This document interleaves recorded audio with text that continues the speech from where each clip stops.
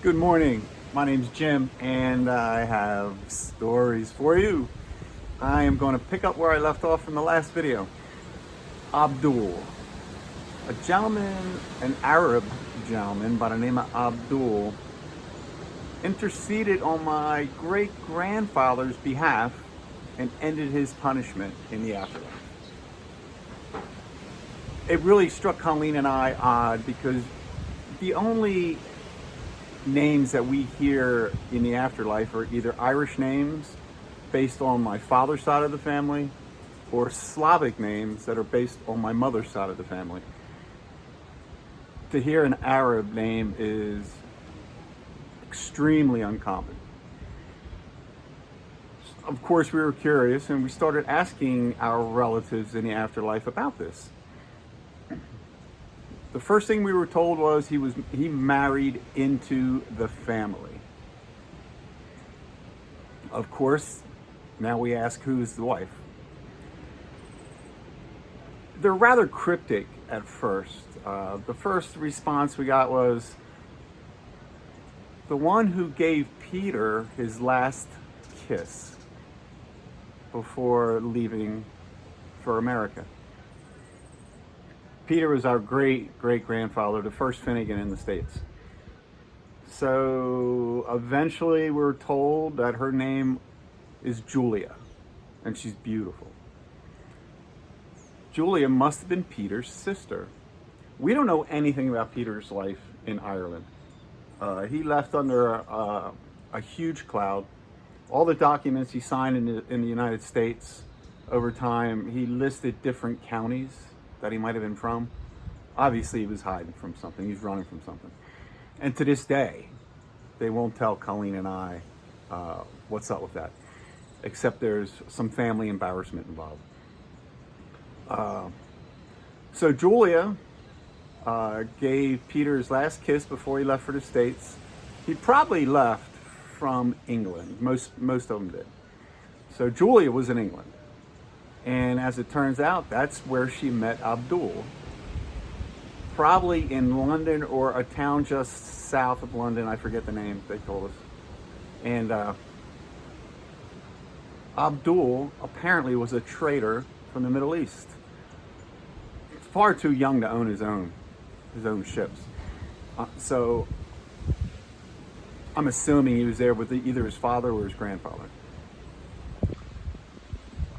The home port of that ship was Smyrna in the Eastern Mediterranean. And Abdul and Julia got married. We don't know if they got married in England or if they got married in Baghdad.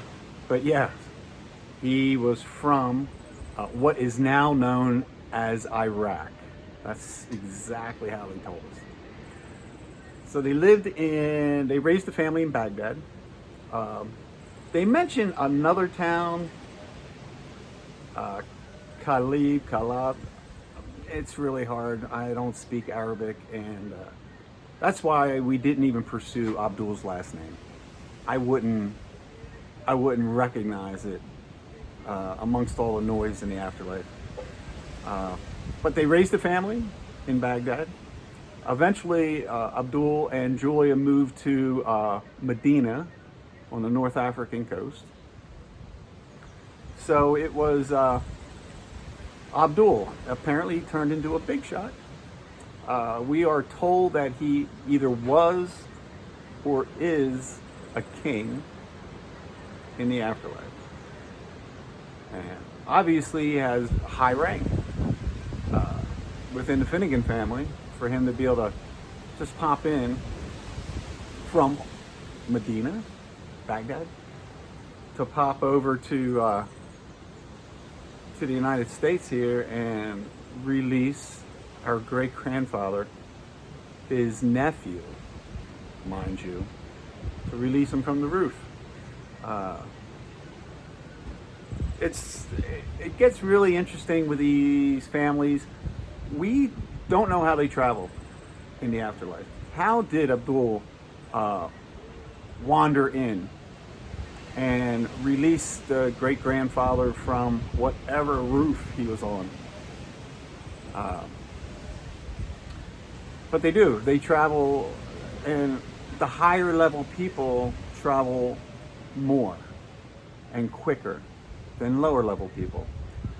For instance, here in Panama, there are a lot of lower level people that are rather bitter about being here with me because they're not around all of their own people, their friends.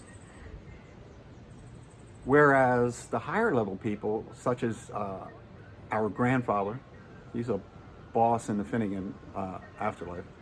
He can come back and forth between Colleen's house in Pennsylvania and this house anytime he wants. And he proves it. He shows up whenever I'm doing a study here in this house or whenever Colleen's doing a study in her house. He's there. Some people can move around, some people can't.